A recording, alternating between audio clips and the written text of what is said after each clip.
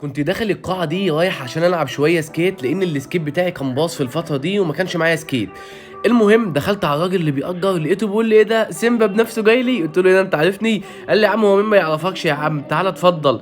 ايه عايز تأجر سكيت ولا ايه؟ قلت له اه يا عم عايز سكيت. اعمل لي يا باشا السكيتات وصاحب السكيتات تحت امرك، اتفضل يا باشا. قلت له طب انا عايز سكيت حلو كده العب بيه شويه. قال لي مفيش مشكله، عندي هنا حته 3 ويلز هتعجبك قوي جربها. قلت له ماشي مفيش مشكله، وريها لي كده. المهم الصراحه عجبتني، قلت له خلاص مفيش مشكله، ايه هاخدها واروح البسها. المهم يا جدعان خدت السكيت ورحت عشان البسه، ويا دوبك قعدت عشان البس السكيت لقيته جاي لي وبيقول لي يا سيمبا كنت عايز اتكلم معاك في موضوع. قلت له اتفضل. قال لي يا عم انا عندي صفحه وفيها 9000 متابع، 9 ونفسي بس اوصل 10000. قلت له بتتكلم جد؟ قال لي اه والله. ويا عم لو وصلت 10000 اي حد هيجي يأجر عندي سكيت مجانا، بس يقول لي ان هو جاي من عندي سيمبا. قلت له انت بتتكلم جد؟ قال له والله العظيم بتكلم جد. قلت له مجانا خالص من غير ولا فلوس ولا قضيه ولا اي حاجه؟ قال لي يا عم مجانا، انا بس اوصل 10000 واي